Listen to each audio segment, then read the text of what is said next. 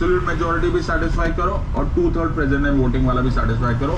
जो भी नंबर होगा which ever is the higher, okay, उसको एक्सेप्ट कर लो, वो तुम्हारी दोनों को सेटिस्फाई करेगी। ओके, समझ में आ गया। Third one is rigid constitutional amendment bill. Rigid constitutional amendment bill, सुनो ध्यान से, ये है पार्लियामेंट, ये है पार्लियामेंट। तो पार्लियामेंट में तुम यही मेथड यूज करोगे। कौन सा मेथड? मॉडरेट वाला। क्या किया तुमने? Absolute majority plus 2/3 present and voting, यानी कि वो स्पेशल मेजोरिटी अंडर आर्टिकल 368 वाला। फिर ये एंड नहीं हुआ प्रोसेस, अभी भी एंड नहीं हुआ, ये रिजिड है ना, ये टफ वैरायटी है। फिर क्या करोगे? You will send this bill to all the states and the 2 areas of Delhi and Puducherry. Delhi and Puducherry में अनोखा क्यों है? क्योंकि दिल्ली एंड पुडुचेरी के पास अपनी अपनी विधानसभा है।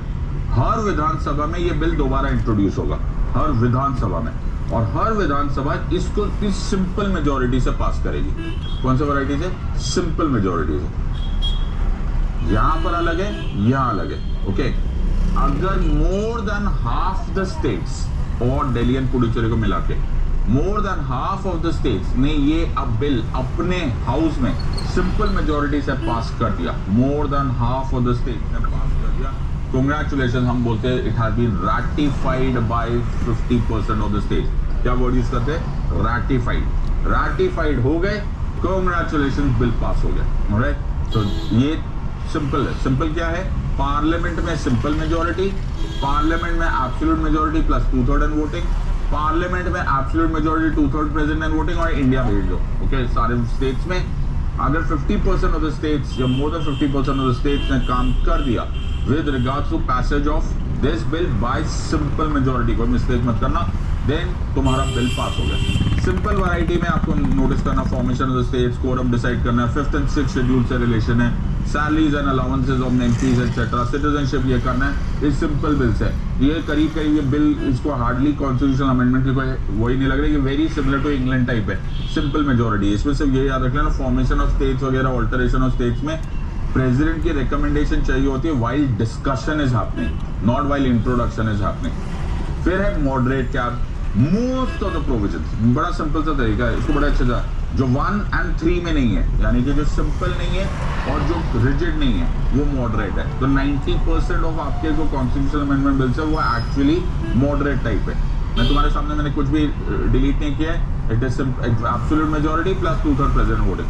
मोस्ट ऑफ द प्रोविजन, चाहे वो फंडामेंटल राइट से रिलेटेड हो, डीपीएसपी से रिलेटेड हो, ये सारे के सारे moderate variety.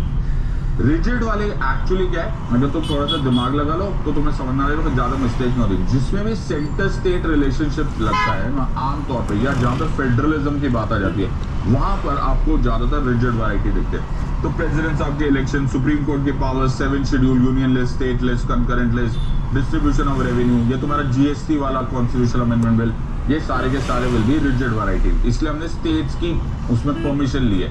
Okay, so you have to be very logical, है ना, ये तो I hope you understanding, because आप स्टेट्स को इन्वॉल्व कर रहे हो, because it has got to do something with the states, that is why these are rigid varieties. Okay, so you have again simple majority, absolute majority, special majority. Criticism क्या है?